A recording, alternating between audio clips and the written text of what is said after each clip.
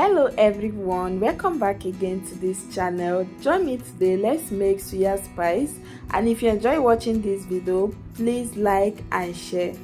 So to make your suya spice, you need salt, stock cube, ehunu, oda seed, paprika, powdered chili, ginger and garlic powder, onion powder, and your kuri. So go ahead and crush the puli to a size that it will be very easy to blend.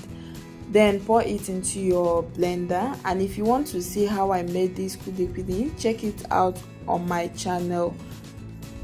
And after you are done, then add in your oda seed, which is also known as negro pepper, and your ehulu, African nutmeg, your stock cube. Then cover the blender cup and blend. So after blending the puli, I'll go ahead to add my salt, add the ginger and garlic powder, white onion powder, paprika.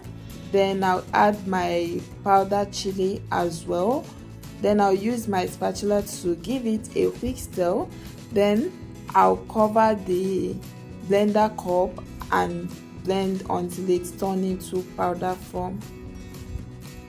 So this is the suya spice after blending everything together. You can also add the alligator pepper when making your suya spice if it is available to you. So I actually don't have the alligator pepper in my kitchen for now, so that's why I didn't use it.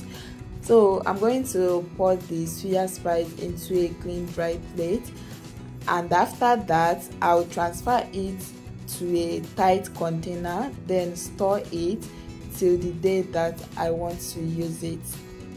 Please guys, don't forget to subscribe to this channel if you haven't done that, and also like and share this video to support my channel and also show appreciation if you enjoy watching my video. See you all on my next video. Bye.